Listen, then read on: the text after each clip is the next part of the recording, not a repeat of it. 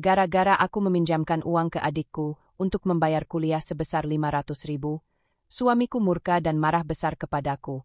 Dia membentak dan berkata, "Wanita bodoh, emangnya cari uang itu gampang, tidak becus jadi istri." 2 hari kemudian ku lemparkan uang 10 juta ke dia dan kukatakan, "Aku tak sudi pinjam uangmu lagi. Aku bisa cari uang sendiri." Sebelum ceritanya dimulai, silahkan tulis di kolom komentar dari daerah mana saja teman-teman yang menonton cerita ini. Jangan lupa like dan subscribe agar channel ini makin berkembang dan makin memberikan cerita yang menarik lagi. Langsung saja, mari kita simak ceritanya. Pagi itu, sinar matahari menembus tirai tipis ruang tamu rumah kecil kami. Aroma kopi yang baru diseduh memenuhi udara, berpadu dengan bunyi radio yang memutar lagu lawas favorit suamiku, Revan. Aku duduk di meja makan, menyusun daftar belanja bulanan dengan hati tenang. Rutinitas ini selalu membuatku merasa hidupku teratur, sederhana tapi cukup. "Sayang, jangan lupa bayar listrik hari ini." "Ya," ujar Revan dari ruang tamu sambil memandangi layar ponsel. Aku menoleh dan tersenyum kecil. "Sudah aku catat di daftar. Nanti sekalian belanja ke warung." Dia mengangguk tanpa menoleh, tampak sibuk dengan urusan kantornya. Begitulah Revan, pekerja keras, agak kaku, tapi bertanggung jawab. Kadang suaranya terdengar tegas, tapi aku tahu itu caranya menunjukkan perhatian. Hari itu berjalan seperti biasa, sampai ponselku bergetar. Nama Rani, adikku yang masih kuliah di Bandung, muncul di layar. Aku menjawab dengan nada ceria. "Halo, Ran, gimana kuliahnya? Lancar?" Suara di seberang terdengar parau, seperti menahan tangis. "Mbak, aku bingung. Pembayaran semester harus dilunasi hari ini, tapi aku baru bisa kumpulin separuh. Aku butuh 500.000 lagi." Aku terdiam sesaat. 500.000 mungkin kecil bagi sebagian orang, tapi bagi kami, setiap rupiah punya tempatnya.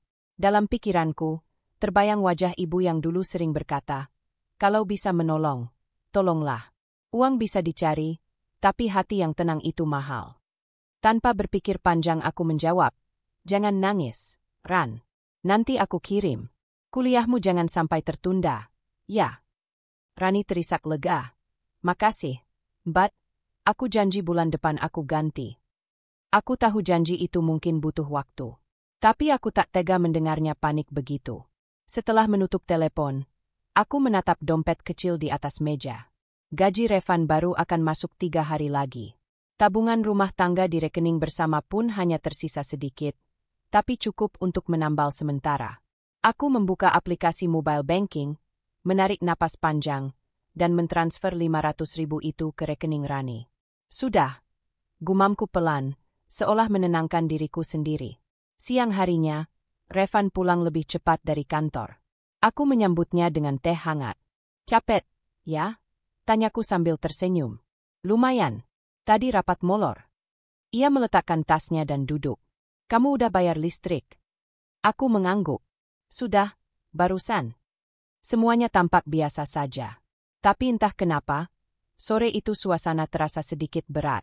Beberapa jam kemudian, Revan duduk di ruang kerja kecil kami untuk mencatat pengeluaran. Sejak awal menikah, dia yang lebih teliti soal uang. Aku hanya menyerahkan bukti belanja setiap akhir minggu. Tapi kali ini, baru 10 menit dia di sana, aku mendengar langkahnya yang agak keras menuju dapur. "Yun," panggilnya, suaranya datar tapi dingin. Aku menoleh dari wastafel. "Iya." "Kamu transfer uang ke siapa tadi siang?" Jantungku berdegup. Aku mencoba tersenyum tenang. "Ke Rani. Dia butuh uang kuliah. Cuma 500.000 kok." Revan terdiam beberapa detik. 500.000 itu bukan cuma, Yun. Itu uang tabungan buat bayar cicilan bulan depan. Nada suaranya mulai meninggi. Aku berusaha menjelaskan. "Aku cuma mau bantu. Van. Dia adikku, dan..." "Bantu? Kamu bahkan gak bilang dulu sama aku." Aku terdiam. Revan jarang benar-benar marah, tapi kali ini matanya menatap tajam. "Uang itu hasil kerja keras aku. Aku capek tiap hari di kantor, dan kamu seenaknya keluarin tanpa izin." Aku menunduk, merasa bersalah tapi juga terluka. Aku ingin berkata bahwa aku juga berkontribusi. Aku mengatur rumah, memasak, mencatat pengeluaran, bahkan menabung dari uang belanja. Tapi bibirku keluh. Aku hanya mengangguk pelan, berusaha menenangkan suasana. Maaf, aku nggak bermaksud nyembunyiin, bisikku. Revan mendengus. Sudahlah, lain kali, tanya dulu. Aku gak mau hal sepele begini terulang.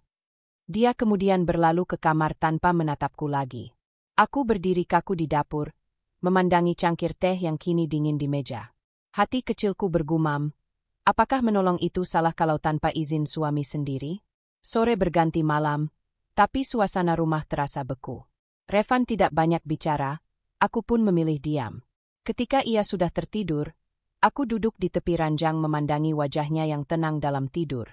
Dalam hatiku, ada rasa bersalah bercampur getir. Aku hanya ingin menolong, tapi entah kenapa tindakan kecil itu terasa seperti dosa besar. Aku tak tahu, keputusan sederhana hari ini akan mengubah banyak hal dalam hidupku. Namun malam itu, sebelum memejamkan mata, aku sempat berbisik pada diri sendiri. Besok pasti semuanya baik-baik saja. Aku tidak tahu, keyakinanku itu akan segera diuji. Dan dari situlah semua ini bermula. Pagi itu seharusnya menjadi hari biasa di rumah kecil mereka di pinggiran kota Bekasi. Matahari baru saja menyelinap di antara tirai jendela, menyinari ruang tamu sederhana yang biasanya dipenuhi tawa kecil Revan dan Yunita saat menyiapkan sarapan. Namun, pagi itu, suasana berbeda. Udara terasa berat, seperti ada sesuatu yang menggantung di antara keduanya. Sesuatu yang belum dikatakan, tapi sudah siap meledak kapan saja. Revan duduk di meja makan, membuka ponselnya sambil memeriksa notifikasi dari aplikasi mobile banking. Wajahnya yang semula datar tiba-tiba berubah tegang. Alisnya bertaut, napasnya memburu, dan tangannya menggenggam ponsel itu lebih erat. Yunita, panggilnya datar. Yunita yang sedang mencuci piring di dapur menjawab tanpa menoleh.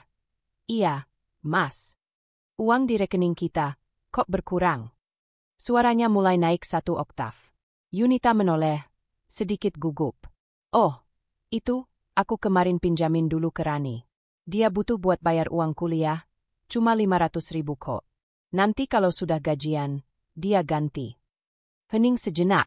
Suara air dari keran menjadi satu-satunya bunyi yang terdengar di antara mereka. Revan berdiri perlahan, mendorong kursinya ke belakang dengan suara berderit yang menusuk telinga. Ia berjalan mendekat ke arah dapur, langkahnya berat, matanya tajam. 500.000. Ulangnya, nada suaranya dingin tapi mengandung bara yang siap menyala. Kamu ngambil dari tabungan kita tanpa bilang-bilang dulu. Yunita menelan ludah. Aku cuma apa, Yunita? Potong Revan dengan nada tinggi. Cuma mau jadi pahlawan di keluarga kamu sendiri. Ya? Emangnya cari uang segampang itu? Nada suaranya kini berubah menjadi teriakan. Piring di tangan Yunita hampir terlepas. Ia tak pernah melihat suaminya semurka ini. Revan melangkah lebih dekat, menatapnya tajam. Wanita bodoh, tidak becus jadi istri. Kata-kata itu bagai cambuk yang menghantam dada Yunita. Sekejap, waktu seperti berhenti. Yunita hanya berdiri terpaku. Air matanya menetes tanpa suara. Hatinya remuk. Kata-kata itu berputar di kepalanya, menggema tanpa henti. Wanita bodoh, tidak becus jadi istri. Ia ingin membalas, ingin berteriak bahwa ia hanya ingin membantu adiknya yang kesulitan, bahwa 500.000 tidak akan membuat mereka miskin. Tapi suaranya tercekat di tenggorokan. Di depan matanya, Revan berubah menjadi sosok asing. Bukan lagi suami yang lembut yang dulu menuntunnya di pelaminan dengan penuh kasih. Mas, suaranya bergetar, aku cuma ingin bantu Rani, dia kesulitan bayar kuliah. Aku berpikir. Revan memotong lagi dengan kasar. Kalau mau bantu orang, pikir dulu konsekuensinya. Aku kerja siang malam, lembur tiap minggu. Bukan buat kamu hambur-hamburkan begitu aja. Yunita memejamkan mata, menahan air mata yang makin deras. Aku nggak hambur-hamburin, Mas. Aku cuma kasihan. Cuma itu. Revan membalik badan, menendang kursi hingga terguling. Suara benturan kayu memecah keheningan rumah. Kamu itu selalu pakai perasaan, Yunita. Nggak pernah pakai logika. Dari dulu aku udah bilang, jangan ikut campur masalah keluarga kamu kalau nyangkut uang. Setelah itu, Revan berjalan keluar dari rumah, membanting pintu dengan keras hingga dinding bergetar. Yunita terduduk di lantai dapur, tangannya gemetar, pandangannya kosong. Dalam kepalanya, semua kenangan manis yang pernah mereka bangun seakan hancur begitu saja. Suaminya, yang dulu penuh perhatian, kini menjadi sosok yang begitu asing dan dingin. Ia memeluk lututnya, mencoba mengatur napas yang tersengal. Pikirannya berputar, antara menyesal dan marah. Hanya 500.000? Apakah nilainya sebesar itu dibandingkan dengan rasa percaya dan cinta? Di kamar, suara notifikasi ponsel berbunyi. Pesan dari Rani. Kak, makasih banget ya. Aku udah bisa bayar kuliah. Maaf udah merepotkan. Nanti aku ganti, janji. Yunita menatap layar itu lama, lalu menutup ponselnya dengan tangan gemetar. Air matanya kembali jatuh. Kali ini bukan hanya karena sedih, tapi juga karena perasaan bersalah yang menyesakkan. Hari beranjak sore, tapi rumah itu tetap sunyi. Revan belum pulang. Yunita menyiapkan makan malam tanpa semangat, hanya memandang piring kosong di meja makan. Suara detik jam terasa begitu lambat. Saat malam tiba, Revan akhirnya datang. Tanpa sepatah kata, ia langsung masuk kamar dan menutup pintu. Yunita hanya menatap punggungnya, ingin bicara tapi takut luka lama makin dalam. Ia duduk di sofa, menatap kosong ke arah pintu kamar yang tertutup rapat. Di dada, ada rasa perih yang sulit dijelaskan. Bukan karena dimarahi, tapi karena cinta yang dulu menghangatkan kini berubah jadi bara yang membakar perlahan. Dalam hati Yunita berbisik lirih. Mungkin aku memang salah, tapi apakah sesalah itu sampai harus dipanggil wanita bodoh? Lampu ruang tamu dibiarkan menyala hingga larut malam. Yunita tertidur di sana, di antara sisa tangis dan pertanyaan yang belum punya jawaban. Namun yang jelas, sejak malam itu, sesuatu dalam dirinya berubah. Ia mulai belajar bahwa kebaikan kadang dibayar mahal, dan cinta pun bisa rapuh hanya karena uang sebesar 500.000. Sudah 2 hari sejak pertengkaran itu, tapi gema suara Revan masih jelas di telinga Yunita. Kalimat kasar itu, wanita bodoh, tidak becus jadi istri, seolah menempel di dinding rumah, menolak lenyap. Rumah yang biasanya hangat dengan tawa kecil dan obrolan ringan kini berubah menjadi ruang sunyi yang membeku. Revan dan Yunita tinggal di rumah yang sama, tapi seperti 2 orang asing yang terjebak di bawah satu atap. Mereka saling lewat tanpa sapa, tanpa tatapan, seolah udara di antara mereka terlalu padat untuk dihirup bersamaan. Pagi itu, Yunita bangun lebih awal dari biasanya. Ia sengaja melakukannya agar bisa menyiapkan sarapan sebelum Revan keluar kamar. Ia tahu, jika mereka bertemu di dapur, yang tersisa hanya canggung dan dingin. Ia menyiapkan nasi goreng sederhana, menatap piring di meja makan, lalu duduk sebentar menatap hasil masakannya. Namun, begitu mendengar suara pintu kamar dibuka, ia langsung berdiri dan pura-pura sibuk mencuci piring yang sebenarnya sudah bersih. Revan melangkah keluar tanpa suara, hanya mengambil piring, makan, lalu meninggalkan meja tanpa sepatah kata. Tidak ada ucapan terima kasih, tidak ada tatapan sekilas. Yang tersisa hanya suara sendok menyentuh piring, lalu langkah kaki menuju pintu keluar. Pintu tertutup pelan, klik, tapi bagi Yunita, bunyi itu terasa seperti palu yang memukul hatinya. Ia berdiri lama di dapur, menatap ke arah pintu yang baru saja ditutup suaminya. Hatinya terasa sesak. Ia mencoba tersenyum pada dirinya sendiri di pantulan kaca dapur, tapi yang ia lihat hanyalah wajah lelah dengan mata sembab. Hari pertama setelah pertengkaran, Yunita mencoba berbicara. Ia mengetuk pintu kamar malam itu, memanggil pelan, "Mas, aku buatkan teh, ya?" Tidak ada jawaban. Ia menunggu beberapa detik, lalu berbisik, "Aku taruh di meja aja." Namun teh itu tetap utuh hingga pagi, dingin dan tidak tersentuh. Hari kedua, Yunita menyerah mencoba berbicara. Ia mulai menulis di buku catatannya, sesuatu yang dulu sering ia lakukan sebelum menikah. Ia menulis dengan hati terbuka, tanpa pretensi, hanya untuk menumpahkan rasa yang tidak bisa diucapkan. "Aku tahu aku salah, tapi kenapa rasanya seolah seluruh kesalahan dunia jatuh di pundakku? Aku hanya ingin bantu adikku. Aku tidak bermaksud menentang, tapi apakah salah jika seorang kakak ingin menolong? Mungkin aku memang terlalu bergantung. Selama ini aku tidak pernah benar-benar berdiri sendiri." Revan bekerja, aku mengatur rumah, dan semua terasa cukup. Tapi sekarang aku sadar, kalau semuanya bergantung pada satu orang, sedikit saja retak, semua ambruk. Ia menutup bukunya, menarik napas panjang, lalu menatap jendela. Di luar, matahari sore menyinari pot kecil berisi tanaman lidah mertua yang dulu mereka tanam bersama. Sekarang tanaman itu layu, daunnya mulai menguning. Yunita merasa itu seperti dirinya, masih hidup, tapi kehilangan warna. Malamnya, Revan pulang larut. Wajahnya tampak lelah, dan kemejanya kusut. Yunita sempat berpikir untuk menawari makan malam, tapi langkahnya tertahan di depan meja.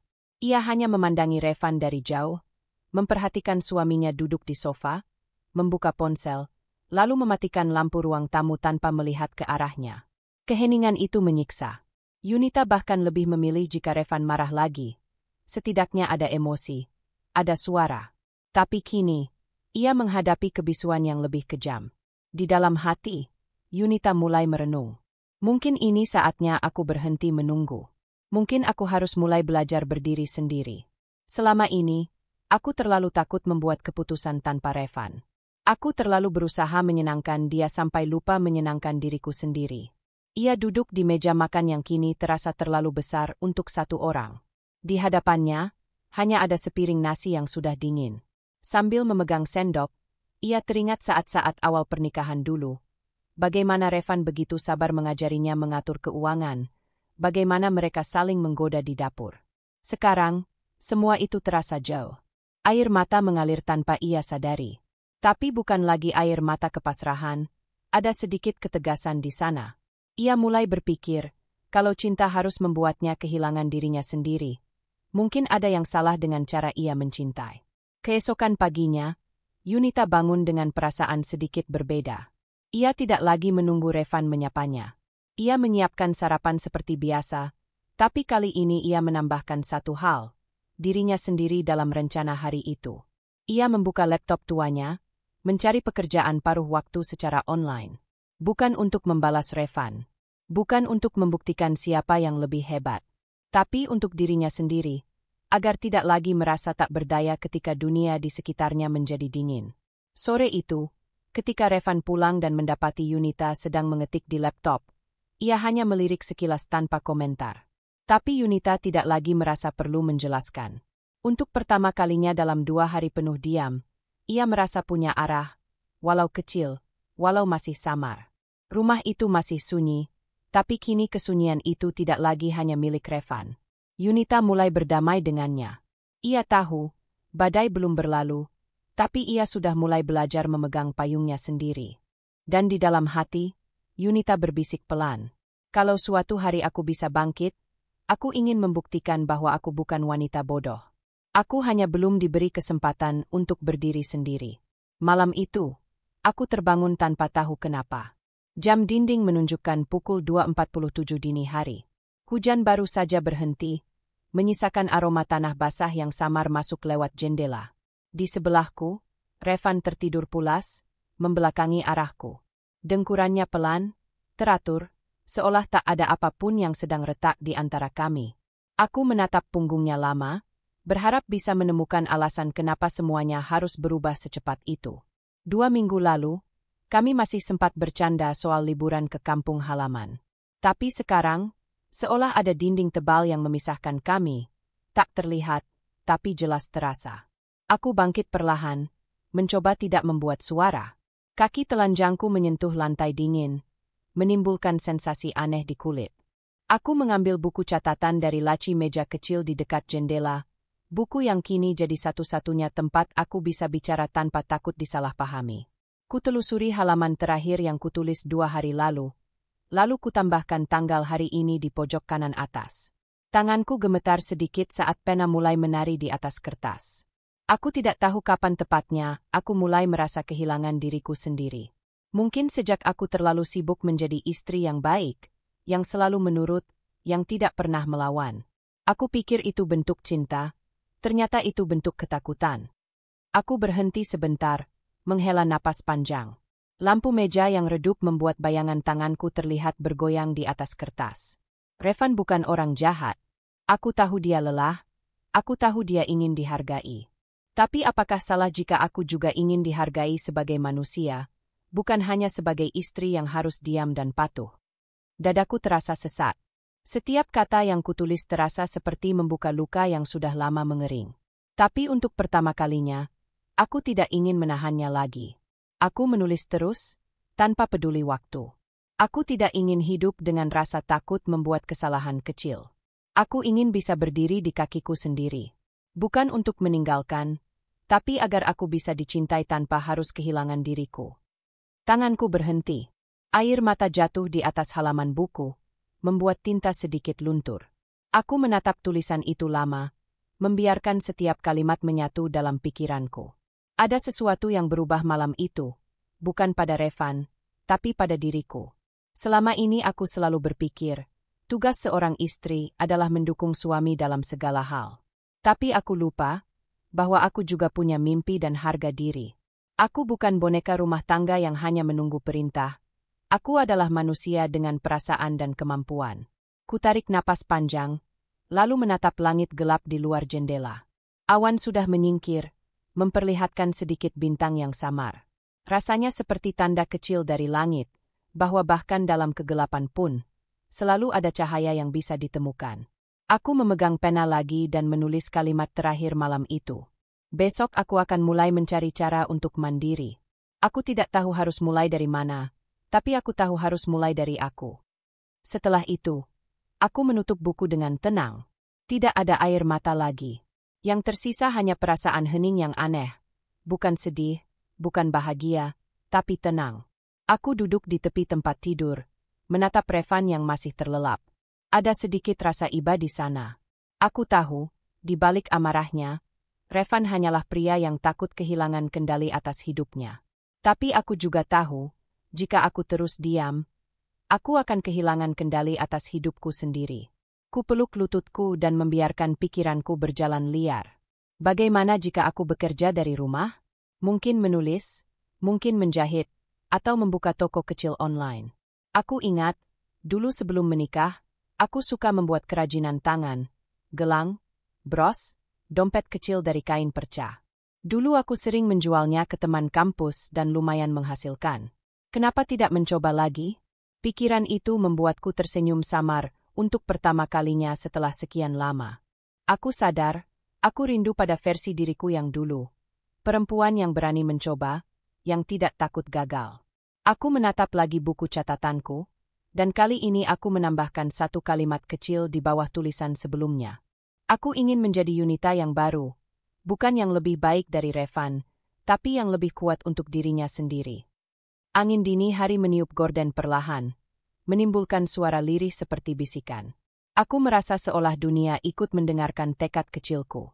Tidak ada yang berubah secara ajaib malam itu, tapi aku tahu, sesuatu sudah bergeser di dalam diriku. Ketika aku akhirnya kembali ke tempat tidur, aku tidak lagi merasa sesak seperti sebelumnya. Aku menatap langit-langit kamar yang gelap dan berkata dalam hati, mulai besok, aku akan berjalan pelan, tapi pasti. Revan masih tidur membelakangi, dan untuk pertama kalinya, aku tidak merasa kecil di sampingnya. Aku merasa hidup. Aku tahu perjalanan ini tidak akan mudah. Akan ada pertengkaran lain, akan ada air mata lagi. Tapi malam itu, di tengah kesunyian dini hari, aku akhirnya menemukan keberanian untuk memulai. Dan keberanian itu, sekecil apapun, adalah titik balik pertama dalam hidupku. Pagi itu, matahari belum sepenuhnya naik saat aku menyiapkan sarapan seperti biasa. Suara sendok dan piring bersahutan di dapur, tapi kali ini, di balik kesibukanku, ada rasa yang berbeda, semangat kecil yang tumbuh diam-diam. Revan masih di kamar mandi bersiap untuk berangkat kerja, dan aku mencuri pandang ke jam dinding. Pukul 6.10. Aku tahu, begitu dia berangkat, aku bisa mulai menjalani hariku dengan cara yang baru. Setelah Revan pergi tanpa banyak bicara, aku duduk di meja makan dan menatap laptop yang kini jadi sahabat baruku. Di layar, sudah terbuka halaman obrolan dengan Mira, teman kuliahku dulu yang kini memiliki toko online yang cukup ramai di media sosial. Mira, jadi serius mau bantu aku ngelola toko online, Yun? Ini bisa dikerjain dari rumah kok. Aku butuh banget admin yang teliti. Aku, serius, Mir. Aku mau mulai kerja, tapi jangan sampai Revan tahu dulu ya. Aku belum siap jelasin semuanya. Mira, tenang aja. Aku ngerti. Aku masukin kamu dulu ke timnya. Kamu mulai dari upload produk dan balas pesan pelanggan aja dulu. Aku membaca pesan itu berkali-kali sambil tersenyum kecil. Rasanya seperti kembali hidup setelah sekian lama terjebak dalam rutinitas hampa. Aku membuka folder berisi foto-foto produk yang dikirimkan Mira, tas rajut, dompet kain, dan aksesori kecil. Warna-warnanya cerah, memancarkan energi yang sama seperti perasaanku pagi itu.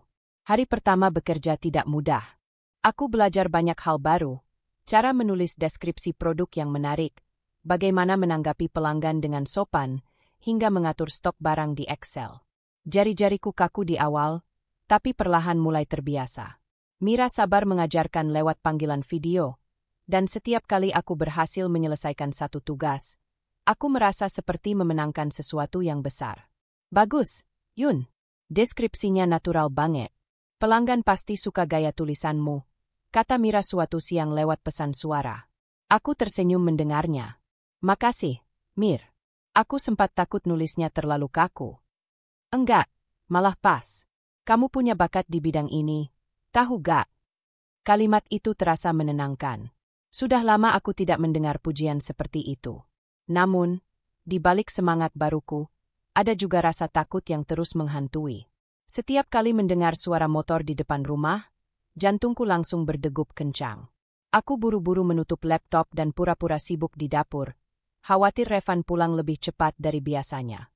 Malamnya, saat Revan duduk di ruang tamu menonton berita, aku berpura-pura membaca majalah padahal sedang membalas pesan pelanggan di ponsel. Aku menunduk, mengetik cepat di bawah meja. Baik, Kak. Pesanannya kami proses malam ini. Ya. Terima kasih sudah belanja di toko kami. Aku tahu itu berisiko, tapi entah kenapa, perasaan takut itu tidak mampu mengalahkan rasa bangga yang kurasakan setiap kali satu pesanan berhasil kukirim. Ada sesuatu yang hidup kembali dalam diriku. Sesuatu yang dulu hilang saat aku berhenti menjadi diriku sendiri. Hari demi hari berlalu, dan pekerjaanku semakin lancar. Mira memberiku tanggung jawab lebih, membuat desain sederhana untuk promosi. Ia mengajarkanku cara menggunakan aplikasi desain gratis di laptop. Awalnya sulit, tapi aku menikmatinya. Saat aku berhasil membuat poster digital pertamaku, dengan tulisan, promo akhir bulan, diskon 20% semua tas rajut. Aku memandangi hasilnya lama, bangga pada diri sendiri. Mira bahkan mengunggahnya di akun resmi toko dengan caption, "Desain baru dari tim kami. Terima kasih, Yunita, sudah bikin tampilan toko makin segar." Aku tidak bisa berhenti tersenyum membaca namaku di sana. Rasanya seperti pengakuan kecil atas kerja keras yang selama ini tersembunyi. Tapi diam-diam, aku tahu ini bukan hanya soal uang. Ini tentang menemukan kembali rasa percaya diri yang dulu hilang. Setiap tugas kecil yang kuselesaikan memberi arti baru bagi hari-hariku. Suatu sore, Mira mengirimkan transfer pertamaku, Rp250.000. Upah minggu ini. Yun, aku tahu belum seberapa, tapi semoga bisa jadi awal yang baik, tulisnya. Aku menatap layar ponsel dengan mata berair. Bukan karena jumlahnya, tapi karena rasanya. Uang hasil keringatku sendiri setelah sekian lama bergantung sepenuhnya pada Revan. Aku menyimpannya diam-diam di dompet kecil, seperti menyimpan rahasia berharga yang hanya aku yang tahu. Namun, rasa takut itu tak pernah benar-benar hilang. Malamnya, Revan sempat memandangi laptopku yang terbuka di meja makan. "Kamu lagi ngapain, Yun?" tanyanya datar. "Oh, cuma lihat resep masakan di internet," jawabku cepat, mencoba tetap tenang. Revan mengangguk pelan dan berlalu, tapi detak jantungku belum juga tenang. Setelah ia masuk kamar, aku menarik napas panjang dan berbisik pada diriku sendiri. Nanti juga aku bakal berani jujur. Tapi belum sekarang. Belum ketika suasana di antara kami masih dingin seperti ini. Aku menutup laptop, tapi senyumku tidak hilang. Karena untuk pertama kalinya, aku tahu bahwa di balik diamnya rumah ini, ada sesuatu yang bergerak. Hidup kecil yang sedang tumbuh dalam diriku, pelan tapi pasti. Pekerjaan ini mungkin sederhana, tapi bagiku, ini bukan sekadar pekerjaan. Ini adalah awal dari perjuangan baru. Perjuangan untuk membuktikan bahwa aku bisa berdiri di atas kakiku sendiri, tanpa perlu mengorbankan harga diri atau menunggu pengakuan dari siapapun. Dan malam itu, sebelum tidur, aku menulis lagi di buku harianku. Hari ini aku mulai bekerja. Diam-diam. Tapi bukan berarti aku malu. Aku hanya sedang belajar berjalan sebelum berlari. Aku menutup buku itu sambil tersenyum.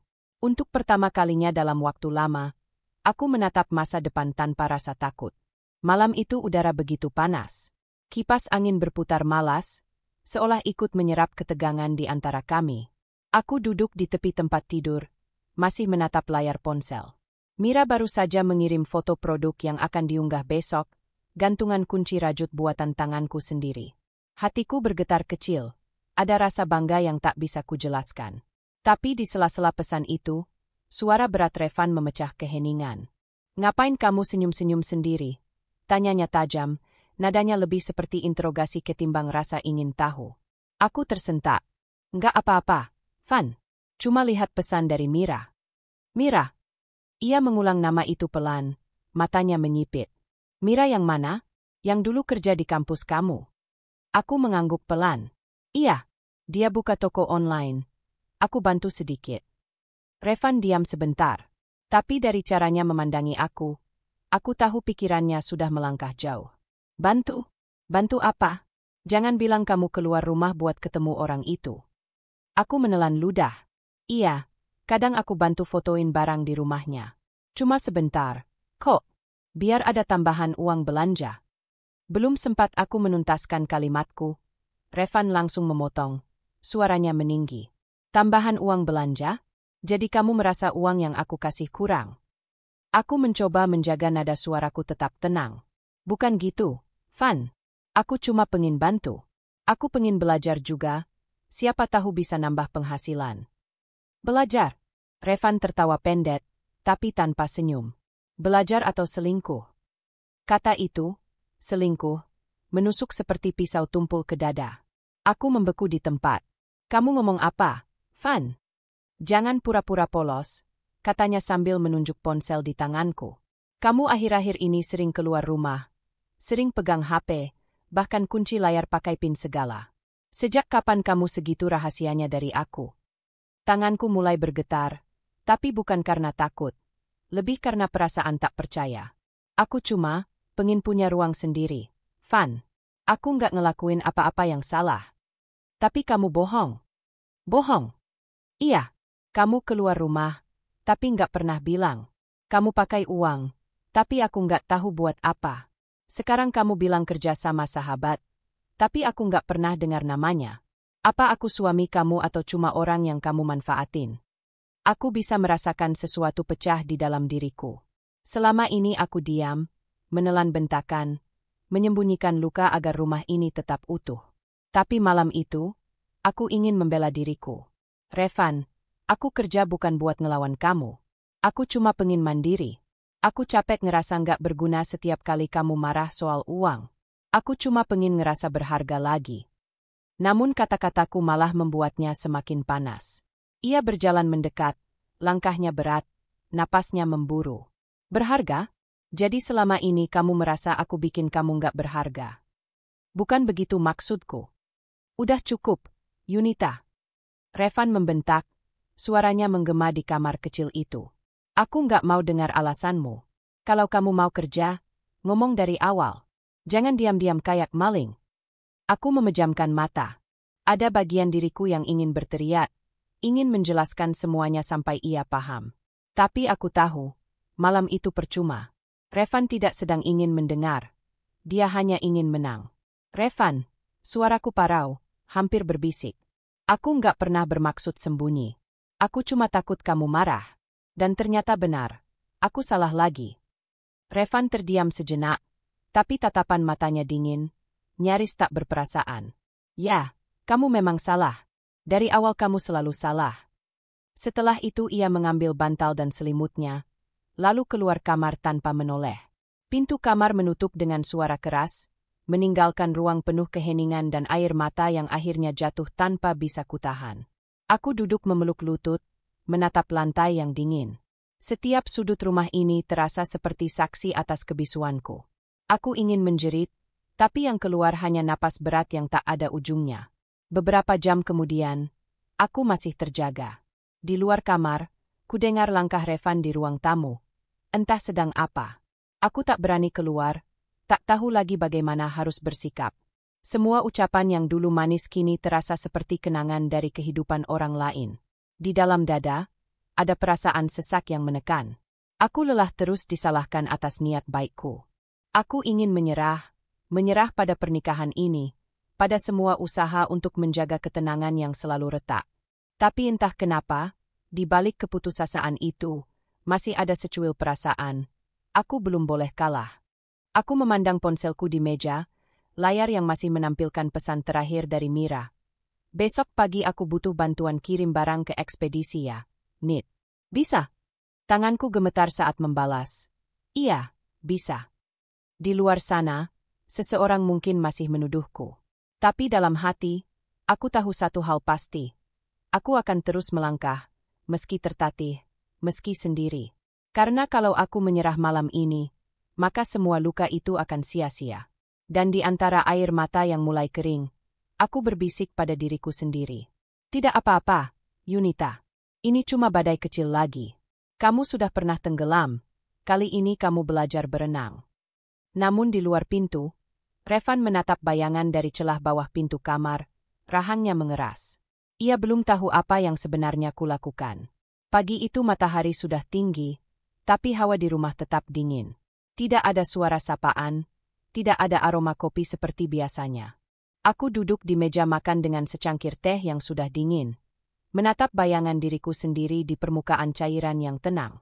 Hening, tapi di dalam dada, ada sesuatu yang bergetar, sesuatu yang nyaris pecah. Revan keluar dari kamar, masih dengan wajah masam. Ia tidak menatapku. Langkahnya cepat, dingin, penuh jarak. Aku mencoba membuka suara, sekadar menanyakan apakah ia mau sarapan, tapi sebelum kata-kata itu sempat keluar, ia lebih dulu bersuara dengan nada yang membuat tubuhku kaku. Udah, nggak usah sok perhatian. Kalau kamu masih punya waktu ngurusin toko online itu, ya terusin aja. Aku nggak butuh kamu pura-pura jadi istri baik. Kata-kata itu menamparku tanpa suara. Aku mematung. Sudah berapa kali aku dihina dengan nada seperti itu? Aku tidak bisa menghitung lagi. Tapi entah kenapa, pagi ini rasanya berbeda. Dulu, setiap kali Revan marah, aku selalu berusaha membenarkan diriku. Mencari alasan yang masuk akal agar ia mau mendengar. Tapi sekarang, bahkan suaraku pun hilang. Aku hanya menatap punggungnya yang menjauh, meninggalkan rumah tanpa pamit. Saat pintu tertutup, baru aku sadar mataku basah. Tapi air mata itu terasa hambar. Tidak sesakit dulu. Mungkin karena sudah terlalu sering. Mungkin karena hatiku mulai mati rasa. Aku menarik napas dalam-dalam, mencoba menahan perih yang menggumpal. Sampai kapan, Yunita? Pertanyaan itu muncul di kepalaku seperti gema yang tak mau hilang. Aku menatap dinding ruang tamu. Foto pernikahan kami masih tergantung di sana. Dua orang yang tersenyum, seolah dunia takkan pernah menyakiti mereka. Padahal kenyataannya, aku hidup dengan seseorang yang melihatku bukan lagi sebagai pasangan, tapi beban. Aku berjalan ke kamar, duduk di tepi tempat tidur, memandangi jari-jariku yang kini terasa asing. Aku teringat bagaimana dulu Revan menggenggam tanganku penuh cinta saat kami pertama kali menikah. Kita bakal saling jaga, ya? Katanya waktu itu. Tapi janji itu perlahan memudar, digantikan oleh caci maki dan kecurigaan yang tak beralasan. Aku terisak pelan, tapi hanya sebentar. Lalu untuk pertama kalinya, aku tidak mencoba menahan tangis itu. Aku membiarkannya mengalir sampai habis, seperti membuang semua sisa luka yang tertinggal. Saat air mataku kering, aku menatap cermin di depan meja rias. Wajahku tampak letih, tapi di balik keletihan itu, ada sesuatu yang mulai menyala. Sebuah kesadaran kecil yang selama ini tertutup rasa takut. Diam bukan berarti kuat, bisikku pada diri sendiri. Kadang diam itu tanda kalah. Kata-kata itu membuat dadaku sesak sekaligus lega. Selama ini aku selalu berusaha menjaga ketenangan rumah, menghindari pertengkaran, menahan diri agar Revan tidak semakin marah. Tapi ternyata, Semakin aku diam, semakin ia merasa berhak menginjakku. Aku berdiri, menatap bayangan di cermin dengan tatapan yang berbeda. Aku nggak bisa terus kayak gini. Ucapku pelan tapi mantap. Aku harus kuat. Aku harus punya arah sendiri. Hari itu, setelah lama hanya tenggelam dalam rutinitas rumah tangga yang dingin, aku memutuskan untuk menata ulang hidupku. Aku membuka laptop, mulai mencatat apa saja yang sudah kupelajari selama membantu Mira. Desain produk, pengelolaan stok, bahkan strategi promosi. Semuanya kutulis rapi. Seolah sedang membuat peta untuk keluar dari labirin panjang bernama ketergantungan. Setiap ketikan terasa seperti langkah kecil menuju kebebasan. Aku tahu aku belum bisa benar-benar lepas. Aku masih istri Revan, dan aku masih tinggal di rumah ini. Tapi setidaknya, kali ini aku mulai menegakkan kepala sendiri. Sore harinya, saat matahari mulai condong ke barat, aku duduk di teras, memandangi langit yang perlahan memerah. Angin sore menyentuh pipiku, lembut, menenangkan. Ada perasaan baru yang muncul, bukan bahagia, tapi semacam keteguhan yang sunyi. Aku sadar, kebahagiaan bukan sesuatu yang bisa diberikan orang lain, bahkan oleh suamiku sendiri.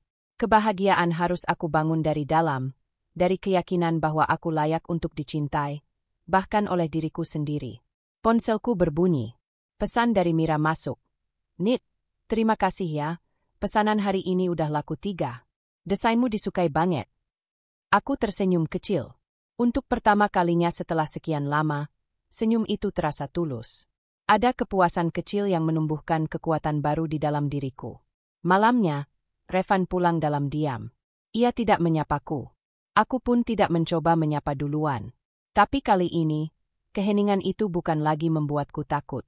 Aku sudah terbiasa dengan dinginnya, dan kini aku tahu caranya bertahan tanpa harus kehilangan diriku. Sebelum tidur, aku menatap langit-langit kamar dan berbisik dalam hati. Kalau cinta cuma berarti tunduk dan diam, mungkin itu bukan cinta lagi. Aku akan tetap di sini, tapi bukan sebagai wanita yang lemah. Aku akan berdiri di atas kakiku sendiri. Luka itu memang masih terasa, terlalu dalam untuk sembuh seketika. Tapi dari luka itu, aku menemukan sesuatu yang tak pernah kubayangkan sebelumnya. Keberanian untuk menjadi diriku sendiri. Dan malam itu, untuk pertama kalinya, aku tidur dengan perasaan tenang. Bukan karena semuanya baik-baik saja, tapi karena aku tahu, besok aku akan lebih kuat dari hari ini. Pagi itu berbeda. Udara terasa segar, dan sinar matahari yang menembus tirai kamar membawa semangat yang tak biasa. Aku membuka mata dengan perasaan ringan, bukan karena Revan bersikap lembut atau karena masalah rumah tangga membaik, tapi karena aku tahu hari ini akan jadi langkah baru dalam hidupku. Sudah 3 minggu berlalu sejak aku memutuskan untuk benar-benar fokus membantu Mira mengembangkan toko online-nya. Awalnya aku hanya mengurus hal-hal sederhana seperti membalas pesan pelanggan, mencatat pesanan, dan memantau stok. Tapi lama-lama, Mira mempercayakan lebih banyak tanggung jawab padaku, termasuk membuat ide promosi dan mendesain tampilan produk. Mira sering bilang, Nit, kamu tuh punya selera yang bagus. Foto-foto produk yang kamu buat kelihatan hidup. Orang-orang suka, loh. Aku hanya tersenyum setiap kali mendengarnya. Rasanya menyenangkan. Akhirnya ada yang menghargai hasil kerjaku, bukan sekadar menilai dari peran sebagai istri atau perempuan rumahan. Hari itu, saat aku sedang menyiapkan konsep untuk koleksi baru, ponselku bergetar. Notifikasi dari akun penjualan muncul.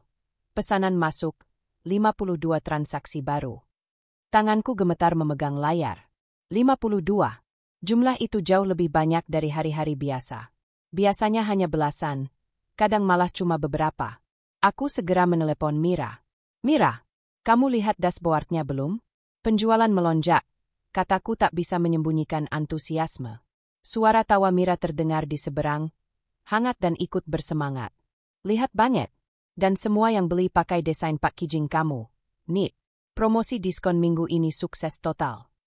Aku menutup mulut, menahan tawa kecil yang bercampur rasa haru. Rasanya seperti mimpi. Akhirnya kerja keras dan malam-malam begadangku tidak sia-sia. Mira menambahkan, Nit, kamu pantas dapat bonus bulan ini.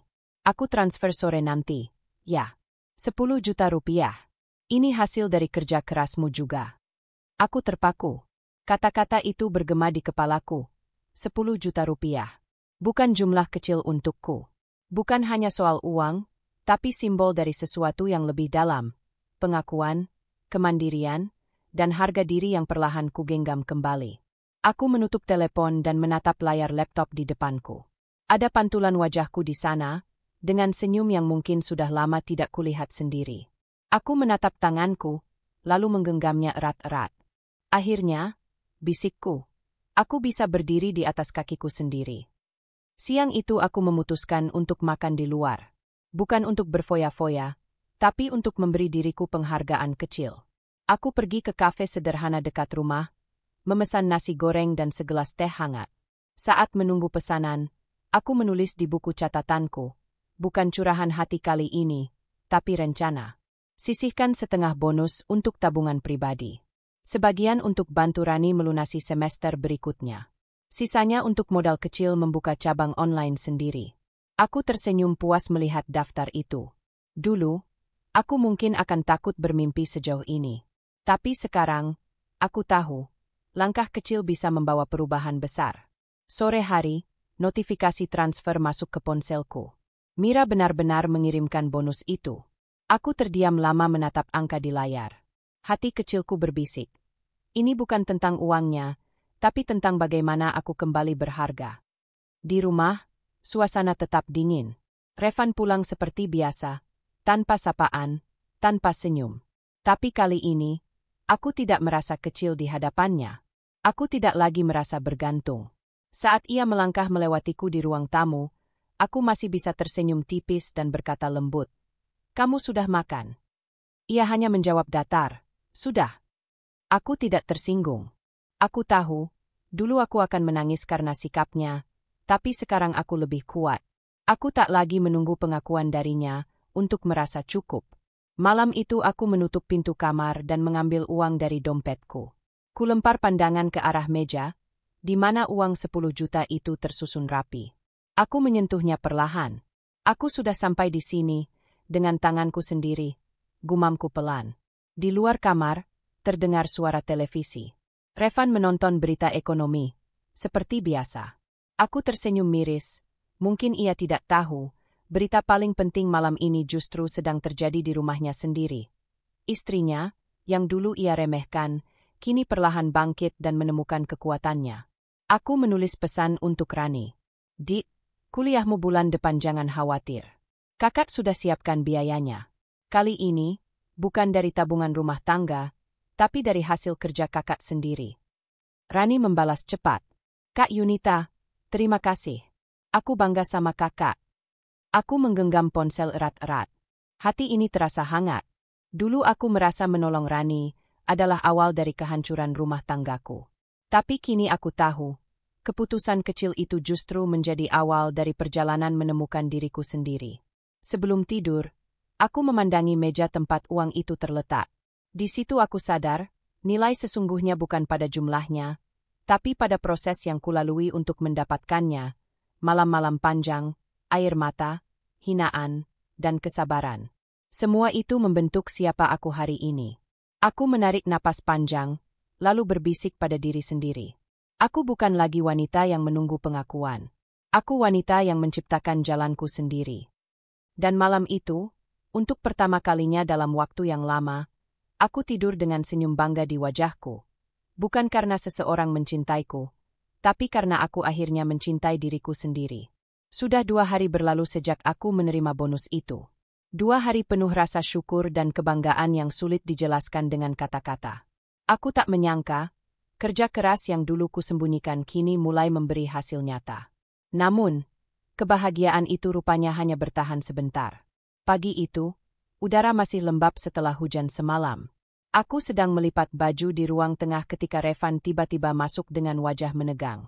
Suara langkahnya terdengar berat, disertai helaan napas panjang yang selalu jadi tanda bahwa badai akan datang. "Aku cuma mau tanya satu hal," katanya datar, tapi sorot matanya tajam. Aku berhenti melipat. "Apa? Dari mana uang di rekening tabunganmu nambah 10 juta?" Aku menatapnya dengan hati yang langsung terasa menciut. Rupanya ia sudah mengecek rekeningku. Entah sejak kapan ia kembali punya akses ke sana. Tapi kali ini aku tidak mau takut. Itu bonus dari pekerjaanku dengan Mira. Jawabku tenang. Bonus? Suaranya naik 1 oktav. Kerja apa lagi kamu sekarang? Hah? Jangan bilang kamu masih main sama toko online itu. Aku mengangguk. Iya, aku masih bantu Mira. Aku? Belum sempat aku melanjutkan kalimat. Revan menepuk meja keras-keras hingga vas bunga di atasnya hampir jatuh. Yunita, kamu tuh keras kepala banget, ya? Aku udah bilang jangan ikut campur urusan kayak gitu. Emangnya kamu pikir gampang urus uang rumah tangga sambil main jualan online murahan kayak gitu? Aku menatapnya lama. Dulu aku akan langsung minta maaf, mencoba menenangkan. Tapi kali ini, kata-katanya justru membuat dadaku panas. Semua hinaan, semua bentakan, semua luka lama, semuanya menumpuk di satu titik. Revan, aku nggak minta izinmu untuk hidup. Suaraku keluar pelan tapi jelas. Aku cuma mau punya harga diri. Mau bantu diriku sendiri. Ia mendengus. Harga diri?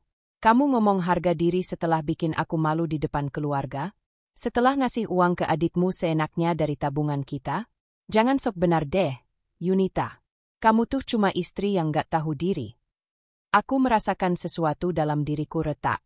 Bukan karena sakit hati, tapi karena aku sadar, tidak ada lagi ruang untuk bicara baik-baik.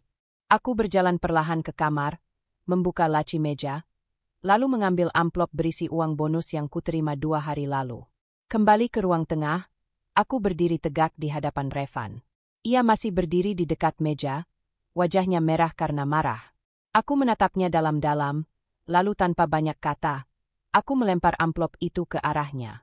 Uang kertas beterbangan di antara kami, beberapa jatuh di lantai, sebagian mengenai dadanya.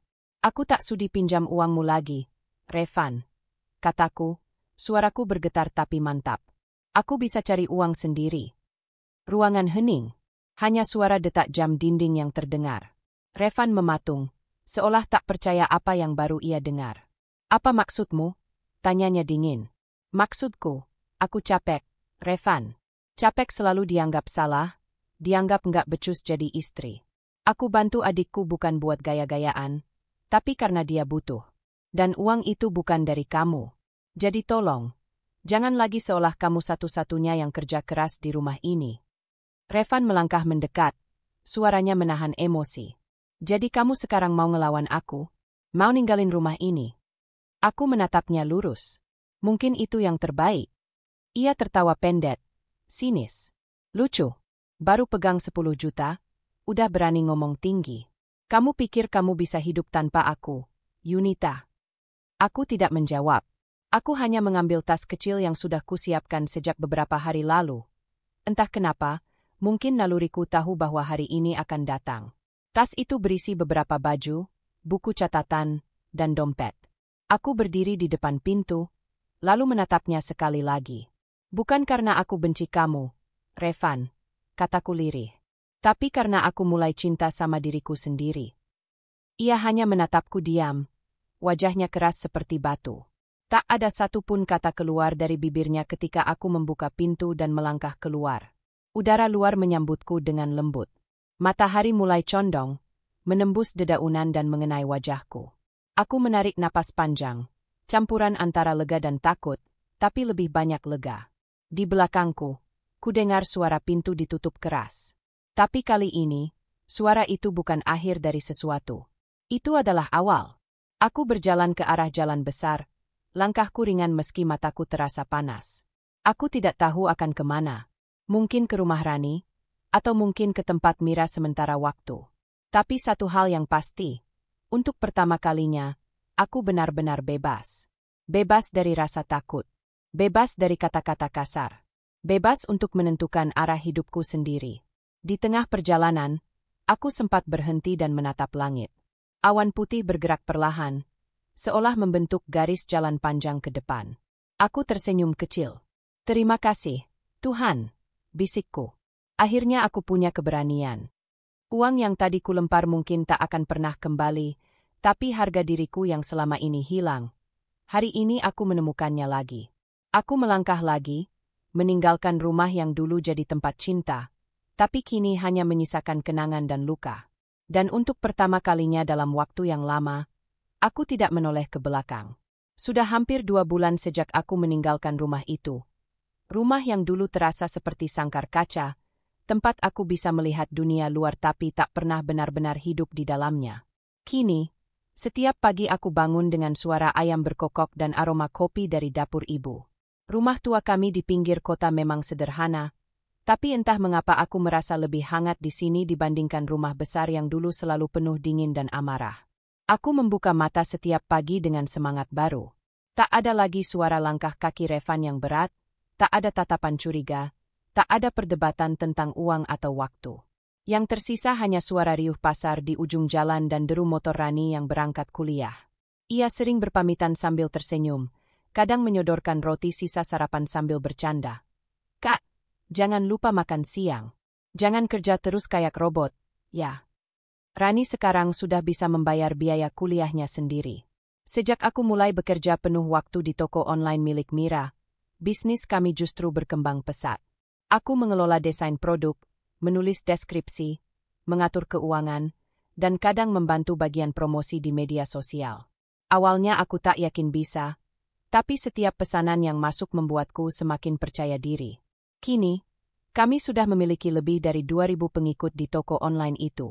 Beberapa kali Mira bahkan menolak order karena tak sanggup memenuhi permintaan. Setiap kali melihat notifikasi pembayaran masuk, aku tersenyum kecil. Ada kepuasan tersendiri melihat angka di rekeningku bertambah. Bukan karena uang itu, tapi karena itu hasil kerja tanganku sendiri. Meski begitu, ada hari-hari ketika bayangan masa lalu datang begitu saja. Kadang saat aku sedang mengemas barang, aku teringat wajah Revan, dingin, penuh amarah. Aku tak tahu apa yang sedang ia lakukan sekarang. Apakah ia menyesal? Atau justru lega aku pergi?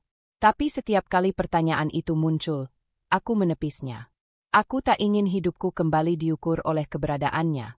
Ibu sering menatapku lama ketika aku sibuk di meja kerja kecil di ruang tengah. "Kamu kelihatan capek tapi bahagia," katanya suatu malam sambil menyerahkan segelas teh hangat. Aku tersenyum pelan. "Capeknya beda, Bu. Kalau dulu aku capek karena bertahan, sekarang aku capek karena berjuang." Ibu hanya mengangguk. Ada kebanggaan di matanya, tapi juga sedikit sedih. Mungkin karena ia tahu aku terlalu lama menahan luka sebelum akhirnya berani keluar. Sore itu, aku duduk di teras bersama Rani. Angin berembus lembut, membawa aroma tanah basah setelah hujan. Rani baru saja pulang kuliah, wajahnya tampak lelah tapi ceria.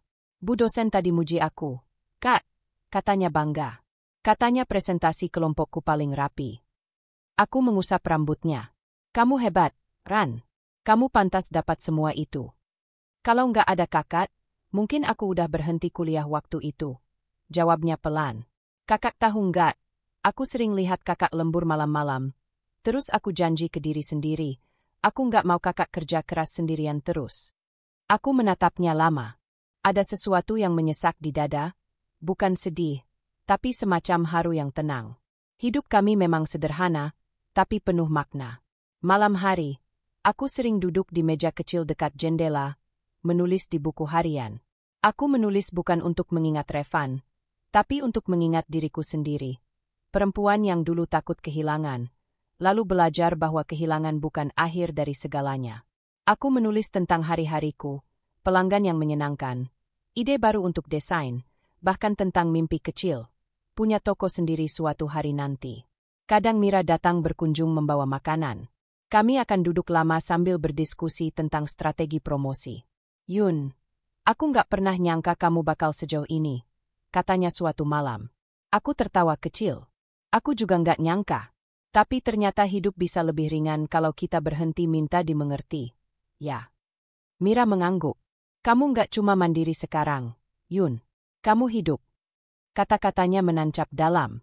Dulu aku sering berpikir kemandirian itu soal uang, tapi sekarang aku tahu, mandiri berarti bisa memeluk diri sendiri ketika dunia terasa sepi.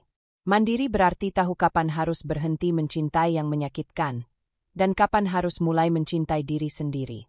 Suatu pagi, aku menatap pantulan diriku di cermin kamar. Wajahku terlihat lebih tenang, garis di bawah mata sudah tak sedalam dulu. Aku menarik napas panjang, lalu tersenyum pada bayangan itu. Terima kasih, Yunita, bisikku. Kamu sudah bertahan sejauh ini. Hidup tanpa Revan bukan berarti hidup tanpa cinta. Aku menemukan cinta itu di tempat lain, di tangan ibu yang tak pernah berhenti mendukung, di Tawarani yang tulus, di sahabat seperti Mira yang percaya padaku, dan yang terpenting, di hatiku sendiri. Kini, aku tidak lagi takut pada sepi. Aku tahu, dari kesunyianlah lahir kekuatan. Dan dari luka, lahir keberanian untuk memulai lagi. Esok pagi, aku akan membuka toko online kami versi baru, hasil kerja keras berbulan-bulan. Aku tidak tahu akan sejauh apa langkah ini membawaku. Tapi untuk pertama kalinya dalam hidup, aku tidak ragu. Karena kali ini, aku berjalan bukan untuk siapa-siapa, tapi untuk diriku sendiri. Sudah lebih dari 2 bulan sejak Yunita pergi. 2 bulan yang terasa seperti 2 tahun penuh hampa. Rumah ini masih sama, sofa masih di tempatnya, meja makan tetap rapi, bahkan cangkir teh yang biasa ia pakai masih tersusun di rak paling kanan. Tapi semua terasa berbeda. Sunyi, kosong. Seperti rumah ini kehilangan nadinya. Awalnya aku mengira kepergiannya hanya emosi sesaat. Aku pikir, seperti biasanya, setelah beberapa hari dia akan pulang, mengetuk pintu dengan wajah dingin tapi penuh rindu. Tapi minggu demi minggu berlalu, dan tak ada satupun pesan darinya. Hening, seolah aku benar-benar tak lagi ada dalam hidupnya. Setiap malam, aku pulang dengan kepala penuh suara sendiri. Suara yang dulu sering kutepis, tentang kata-kata kasarku, tatapan sinisku, dan tuduhan-tuduhan bodoh yang kulontarkan tanpa berpikir. Aku ingat wajahnya saat terakhir kali berdiri di depan pintu, membawa koper kecil. Matanya tak meneteskan air mata, tapi justru itu yang paling menakutkan. Karena aku tahu, ketika seseorang sudah berhenti menangis, artinya dia sudah selesai berharap. Aku duduk di ruang tamu, menatap kosong ke arah dinding. Dulu, Yunita sering duduk di kursi itu setiap pagi, menyiapkan sarapan sambil menatapku dengan senyum kecil yang kini terasa asing.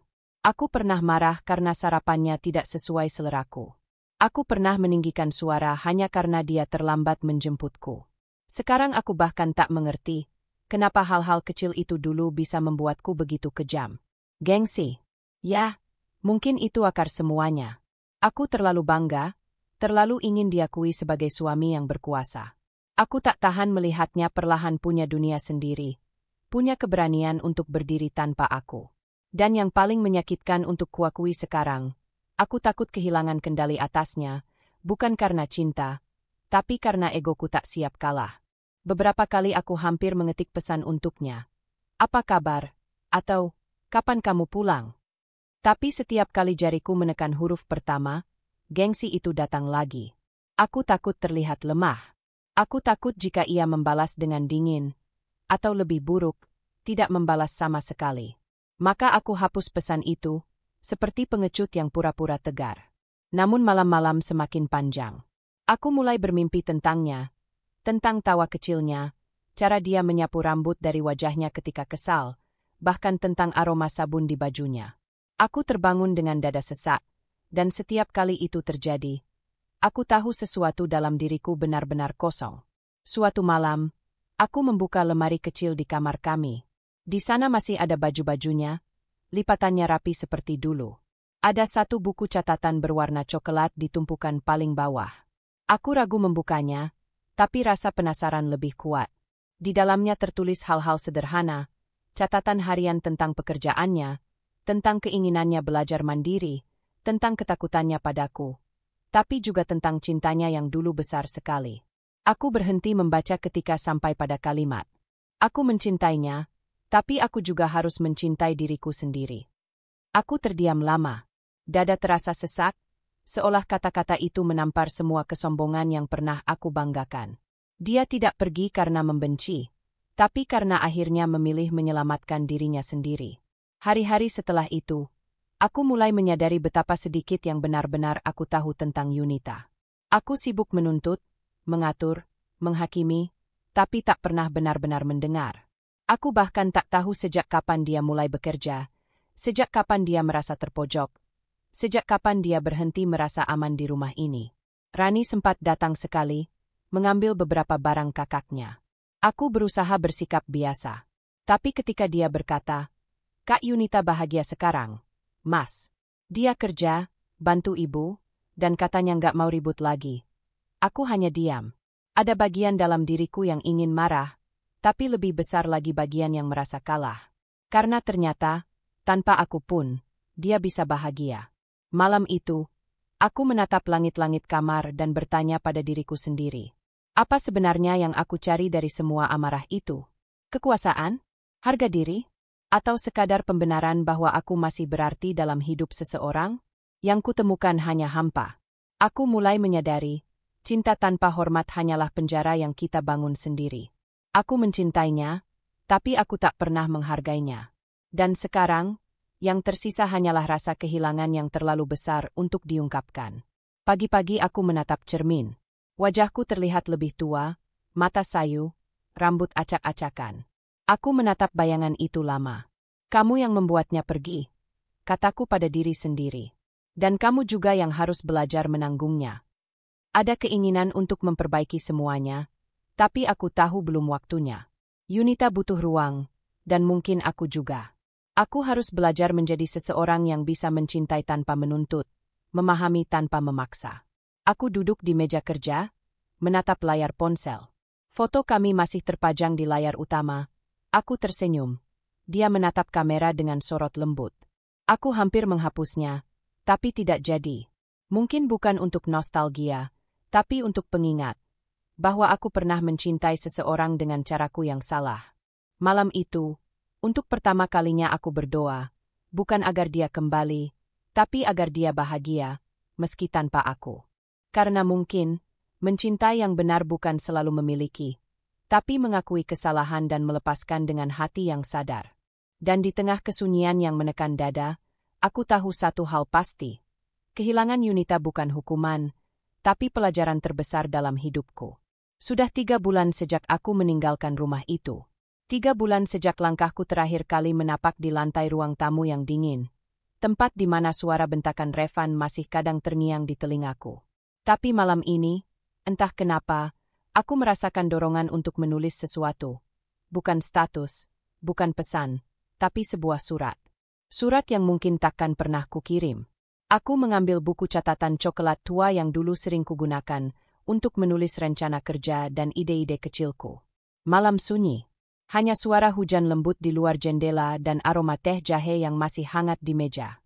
Aku menarik napas panjang, lalu menulis. Untuk Revan. Entah dari mana harus aku mulai. Mungkin dari rasa sakit yang tak pernah sempat kukatakan. Atau dari cinta yang sudah terlalu lama kutahan agar tak pudar oleh amarah. Aku tahu, surat ini mungkin tidak akan pernah sampai padamu, tapi menulisnya membuatku bisa bernapas sedikit lebih lega. Aku masih ingat jelas hari itu. Hari ketika aku meminjamkan uang 500.000 untuk Rani. Uang yang bagi kita mungkin kecil, tapi bagi adikku itu berarti besar. Aku hanya ingin membantu, seperti dulu aku selalu ingin menjadi istri yang baik, yang mengerti, yang tidak merepotkan. Tapi ternyata keputusan sederhana itu mengubah segalanya. Ketika kau marah, membentakku dengan kata-kata yang menusuk, aku tidak menangis karena uangnya. Aku menangis karena aku sadar, cintaku yang selama ini kubela ternyata tidak cukup untuk membuatmu melihatku sebagai pasangan, bukan beban. Kata-katamu malam itu, wanita bodoh, tidak becus jadi istri, menjadi luka yang lebih dalam dari yang pernah kuduga. Namun, setelah semua yang terjadi, aku tidak ingin menuliskan surat ini untuk mengungkit atau menyalahkan. Aku hanya ingin kau tahu bahwa aku sudah belajar banyak. Tentang cinta, harga diri, dan tentang bagaimana aku dulu terlalu sibuk membuktikan bahwa aku layak dicintai, sampai lupa mencintai diriku sendiri. Aku tidak membencimu, Revan. Tidak pernah. Amarahku sudah lama padam.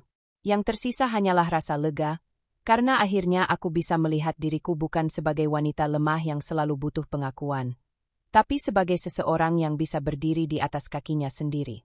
Sekarang aku bekerja di toko online bersama Mira. Aku tidak kaya, tapi cukup. Setiap hari ada pelanggan yang membuatku tertawa. ada pesan masuk yang mengingatkanku bahwa kerja keras ternyata bisa menyembuhkan. Aku membantu ibu membayar listrik, membelikan Rani buku kuliah, dan setiap kali itu terjadi, aku merasa utuh kembali. Lucunya, kadang aku masih teringat caramu memandangi aku diam-diam saat aku tertidur di sofa, atau kebiasaanmu mematikan lampu kamar sebelum tidur. Aku tahu di balik sikap kerasmu, ada sisi lembut yang jarang kau tunjukkan. Tapi mungkin, Revan, cinta saja tidak cukup bila salah satu di antara kita tidak tahu cara menjaga perasaan yang lain. Malam-malam seperti ini, ketika hujan turun, aku bertanya pada diriku sendiri, apakah kau juga pernah merasa kehilangan? Apakah rumah itu terasa lebih sepi tanpaku? Aku tidak tahu, dan mungkin aku tak perlu tahu. Karena untuk pertama kalinya dalam hidupku, aku tidak lagi mencari jawaban darimu. Aku cukup dengan jawabanku sendiri, bahwa aku pantas bahagia, meski tanpa seseorang yang dulu kuanggap segalanya. Ada kalimat yang dulu sering kau ucapkan, hidup itu keras, Yunita. Dan sekarang aku mengerti maksudnya. Tapi aku juga belajar, bahwa kerasnya hidup bukan alasan untuk saling menyakiti. Aku belajar menghadapi kerasnya dunia tanpa harus menjadi keras hati.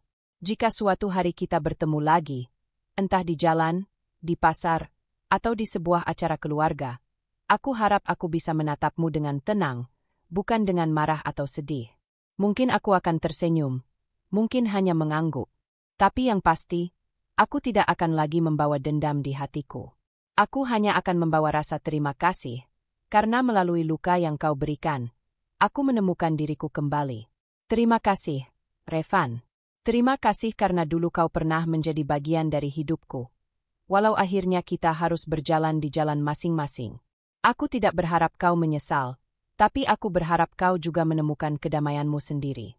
Aku menutup surat ini dengan hati yang ringan. Aku menulis bukan untuk mengingatmu, tapi untuk melepaskanmu. Karena aku tahu, sebagian dari proses mencintai adalah juga belajar merelakan. Semoga kau sehat, semoga kau tenang, dan semoga kau belajar mencintai tanpa melukai. Karena aku pun sudah belajar hal yang sama. Yunita, aku menutup buku itu perlahan, membiarkan air mata kecil menetes di sudut mata. Tapi kali ini, bukan air mata sedih, melainkan air mata lega. Surat itu tidak akan pernah kukirim, karena surat itu bukan untuk Revan, melainkan untuk diriku sendiri. Malam semakin larut, tapi hatiku justru terasa terang. Untuk pertama kalinya setelah sekian lama, aku merasa damai. Bukan karena aku sudah melupakan masa lalu, tapi karena aku sudah tidak lagi dikendalikan olehnya. Aku menatap buku coklat itu, tersenyum kecil, lalu menaruhnya di rak. Terima kasih, Revan, bisikku pelan. Bukan karena kau menyakitiku, tapi karena tanpa sadar, kau telah mengajariku cara mencintai yang paling penting, mencintai diri sendiri. Hari itu, langit tampak teduh, tapi jantungku berdebar seperti hujan yang menahan turun. Rani akhirnya wisuda. Aku tak bisa menggambarkan betapa bangganya aku melihat adikku memakai toga. Wajahnya bersinar bahagia, seakan semua perjuangan dan air matanya selama ini terbayar lunas. Aku datang lebih awal bersama ibu, membantu menyiapkan hidangan kecil di aula kampus. Segalanya terasa hangat, sampai seseorang yang tak pernah kuduga muncul di pintu. Revan. Aku menatapnya dari jauh, hampir tak percaya. Ia berdiri di depan pintu aula, memakai kemeja putih bersih yang disetrika rapi. Wajahnya sedikit lebih tirus, matanya tampak lelah tapi juga tenang. Ia menatap ke arah Rani yang sedang berfoto bersama teman-temannya, lalu matanya berpindah ke arahku. Sesaat dunia berhenti. Aku tak tahu harus bersikap seperti apa, menyapa, atau pura-pura tidak melihat. Rani yang menyadari keberadaannya langsung berlari menghampiri dan memeluknya. Mas Revan, aku nggak nyangka kamu datang, katanya dengan senyum tulus. Revan membalas pelukan itu dengan kikut. Kamu lulus hari ini, aku nggak mungkin nggak datang. Kak Yunita juga pasti bangga banget, kan? Aku hanya tersenyum tipis dari jauh. Rani menoleh dan melambaikan tangan. Kak, sini. Ayo foto bareng. Aku sempat ragu, tapi akhirnya melangkah mendekat. Saat jarak kami hanya tinggal beberapa langkah, aku bisa mencium aroma parfumnya, masih sama seperti dulu. Tapi entah kenapa, Sekarang aroma itu tidak lagi membuatku sesak, melainkan justru membuatku sadar bahwa aku sudah benar-benar berdiri di tempat yang berbeda. Selamat datang, Revan. Ucapku pelan, mencoba sopan. Terima kasih, Yunita. Jawabnya singkat. Suaranya serak, tapi lembut. Kami berdiri berdampingan untuk foto bersama Rani dan ibu. Senyum di bibirku terasa kaku, tapi aku berusaha menahannya agar tetap terlihat wajar. Kamera berkedip beberapa kali, lalu semuanya bubar perlahan. Rani sibuk menerima ucapan selamat, sementara aku dan Revan terjebak dalam diam yang panjang. Aku nggak nyangka kamu datang, kataku akhirnya. Aku juga nggak nyangka kamu bakal bisa sesantai ini ketemu aku, jawabnya, dengan nada getir tapi jujur. Kami duduk di bangku taman dekat aula. Angin sore berhembus lembut, membawa aroma bunga kenanga dari taman kecil di sudut halaman. Revan menatap tangannya sendiri, lalu menghela napas panjang. Yunita, aku minta maaf. Kalimat itu keluar perlahan, tapi tegas. Tidak dramatis, tidak terburu-buru. Seolah ia sudah menahannya terlalu lama dan akhirnya menemukan keberanian untuk mengucapkannya. Aku diam. Aku ingin memastikan bahwa kata-kata itu bukan sekadar formalitas. Aku dulu bodoh, lanjutnya. Aku pikir jadi suami berarti harus selalu benar, harus selalu di atas. Aku nggak sadar kalau selama ini aku cuma melindungi egoku, bukan kamu. Aku menatapnya lama. Tidak ada kemarahan di hatiku, hanya rasa tenang yang aneh, seperti mendengar seseorang membaca ulang bab yang sudah lama selesai kubaca. Revan, kataku pelan, aku sudah memaafkanmu, bahkan sebelum kamu minta maaf. Ia menatapku dengan mata berkaca-kaca. Serius? Aku mengangguk. Karena aku tahu, kalau aku terus menyimpan marah, aku nggak akan pernah benar-benar bebas. Aku cuma ingin tenang. Ia tertawa kecil, tapi terdengar getir. Kamu selalu lebih kuat dari yang aku kira. Bukan kuat, jawabku. Cuma belajar lebih dalam tentang arti mencintai tanpa kehilangan diri sendiri. Revan menunduk, menatap tanah di bawah kakinya. Aku nggak tahu harus bilang apa. Aku nyesel, Yunita. Kadang aku pengen waktu bisa diulang. Tapi mungkin, semuanya memang harus terjadi. Aku menghela napas. Mungkin memang begitu. Kadang kita harus kehilangan dulu supaya tahu apa yang penting. Hening kembali menyelimuti kami. Hanya suara anak-anak kecil bermain di kejauhan. Aku melihat jam tangan. Sudah hampir maghrib. Aku senang kamu datang, kataku akhirnya. Dan aku senang kamu terlihat bahagia. Jawabnya tulus. Kamu lebih hidup sekarang. Dulu aku nggak pernah lihat cahaya di matamu seperti ini. Aku tersenyum tipis. Aku belajar menyinari diriku sendiri, Revan. Ia mengangguk pelan, dan kali ini aku melihat senyum kecil di wajahnya. Senyum yang tidak lagi menyombongkan diri, tapi menyerah dalam arti yang damai. Terima kasih sudah mau dengerin aku, katanya. Aku tahu aku nggak pantas minta kesempatan kedua, tapi aku bersyukur masih bisa bicara sama kamu tanpa harus berteriak. Aku juga bersyukur bisa mendengar permintaan maafmu tanpa merasa terluka lagi. Jawabku jujur. Mata kami bertemu sebentar. Tidak ada lagi cinta seperti dulu, tapi ada rasa saling menghargai yang baru lahir dari puing-puing masa lalu. Ketika Rani memanggil dari kejauhan, aku berdiri dan menepuk bahunya ringan. Ayo, kita kembali. Rani butuh kita di foto terakhirnya. Revan tersenyum. Baik, Bu Mandiri. Katanya bercanda kecil, membuatku tertawa pelan. Langkah kami menuju aula terasa ringan. Bukan karena kami kembali seperti dulu, tapi karena untuk pertama kalinya, kami berdua bisa berjalan tanpa membawa beban yang sama. Aku tahu, kisah kami memang sudah berakhir. Tapi hari itu, di antara senyum, permintaan maaf, dan kesunyian sore, aku menyadari satu hal. Beberapa pertemuan bukan untuk memulai kembali, tapi untuk menutup luka dengan cara yang benar. Dan kali ini, aku benar-benar siap melanjutkan hidup, tanpa dendam, tanpa sesal. Hanya dengan hati yang akhirnya damai. Pagi itu, cahaya matahari menembus tirai ruang tamu rumah ibunya. Yunita duduk diam di kursi rotan dekat jendela, memegang secangkir teh hangat yang sudah mulai dingin. Wajahnya tenang, tapi matanya menyimpan gelombang pikiran yang tak mudah ditebak. 2 hari berlalu sejak pertemuannya dengan Revan di acara keluarga Rani. Namun setiap kata yang terucap malam itu masih terputar jelas di kepalanya. Permintaan maaf Revan, suaranya yang parau, dan tatapan matanya yang penuh sesal. Semuanya menimbulkan sesuatu yang tak bisa ia abaikan. Tapi Yunita juga ingat luka-luka yang dulu ia pendam. Rasa terhina ketika harga dirinya diinjak oleh kecurigaan yang tak berdasar. Ia kini bukan perempuan yang sama seperti dulu. Ia lebih kuat, lebih tenang, tapi juga lebih hati-hati. Langkah kaki ibunya terdengar dari dapur.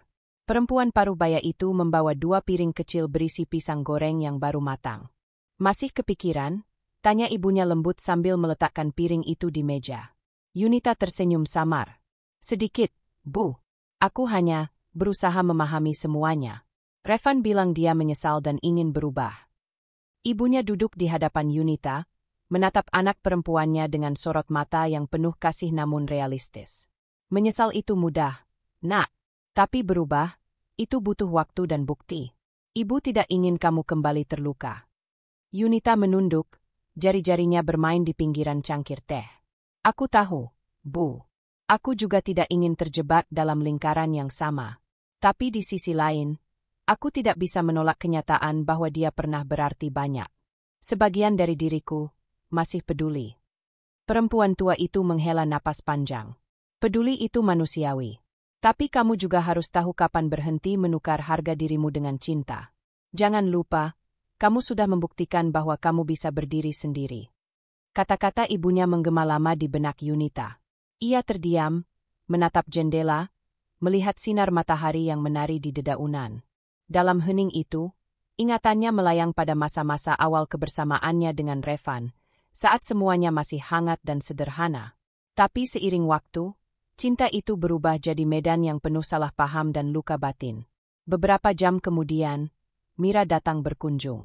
Seperti biasa, sahabatnya itu datang tanpa banyak basa-basi. Langsung duduk di lantai dekat kursi Yunita sambil membuka bungkus makanan kecil. Rani cerita soal pertemuan kamu sama Revan. Katanya pelan.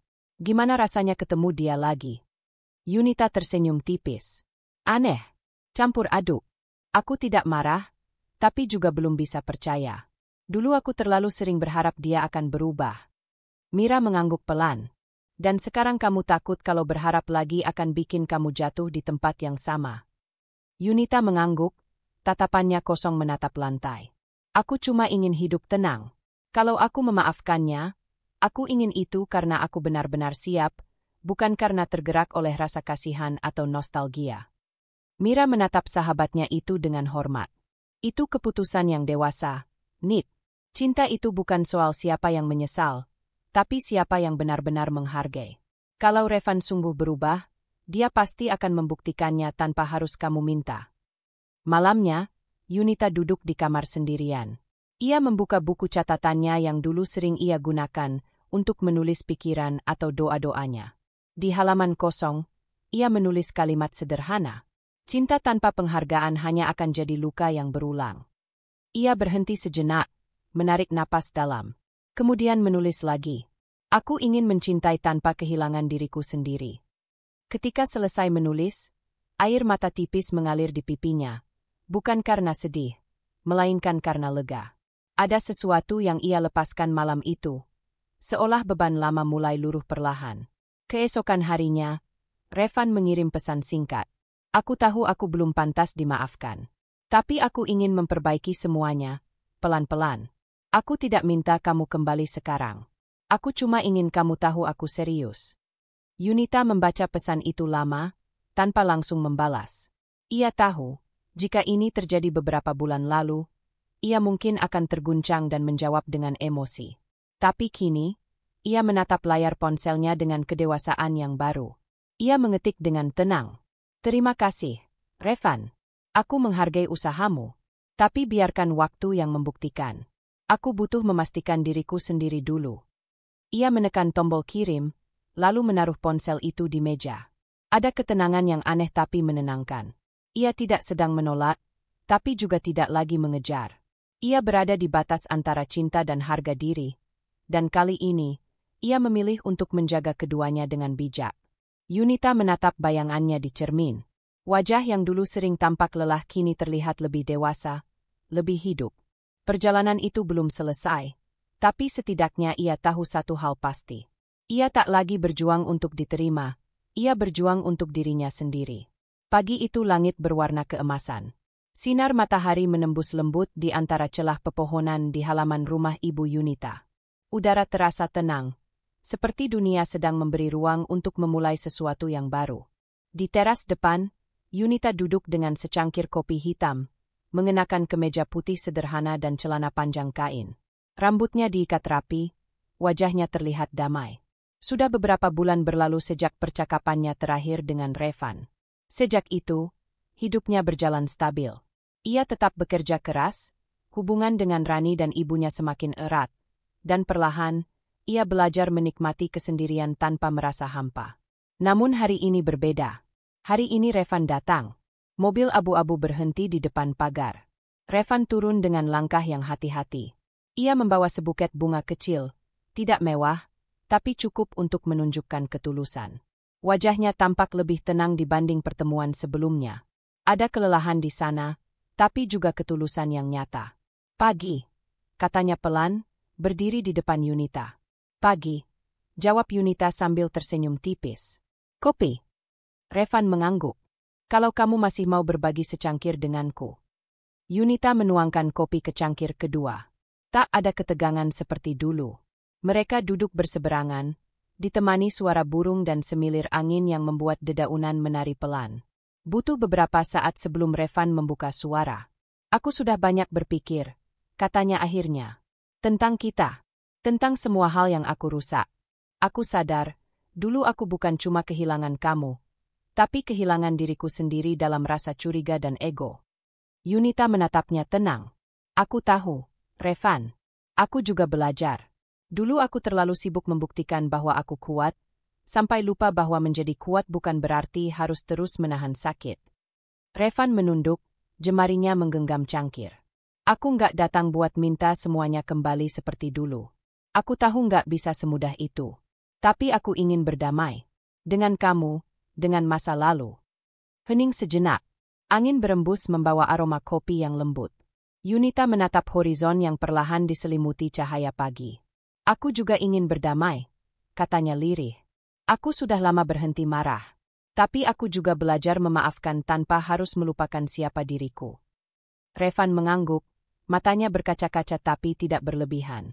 "Kamu berubah banyak, Nit." Yunita tersenyum kecil. "Bukan berubah, Van. Aku hanya akhirnya menemukan diriku yang dulu sering aku sembunyikan. Yang berani, tapi juga lembut pada diri sendiri." Suasana terasa hangat.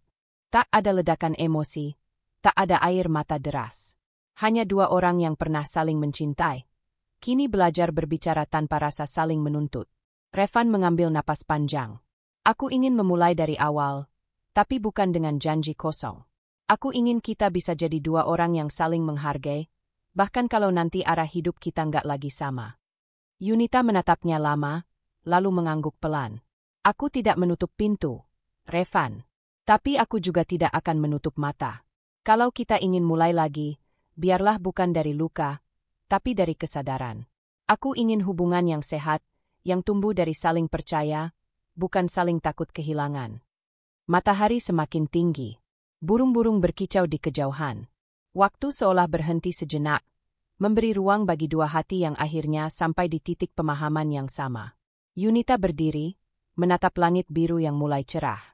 "Kita dulu jatuh karena sama-sama belum matang. Sekarang aku ingin berjalan dengan langkah yang lebih sadar." Revan tersenyum. "Aku menghormati itu. Aku ingin belajar jadi orang yang pantas untuk berjalan di sampingmu, atau setidaknya, tidak jadi alasan kamu terluka lagi." Yunita menatapnya, kali ini dengan sorot mata yang hangat. Mungkin itu awal yang cukup. Mereka berdua tertawa kecil. Tak ada pelukan dramatis. Tak ada kata cinta yang diulang-ulang. Hanya ketulusan sederhana di antara dua orang yang pernah saling melukai. Kini sama-sama ingin tumbuh lebih baik. Ketika Revan pamit dan berjalan menuju mobilnya, Yunita tak lagi merasa berat. Ia menatap punggung lelaki itu dengan perasaan lega, bukan karena cinta yang kembali, tapi karena luka yang akhirnya sembuh dengan benar.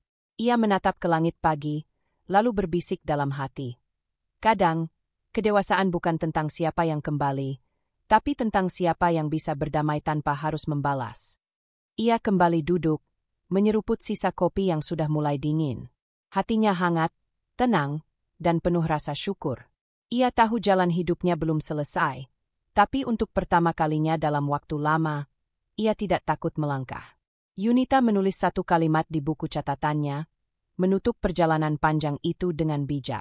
Cinta yang sejati tak selalu berarti memiliki, tapi selalu menghargai, terutama diri sendiri.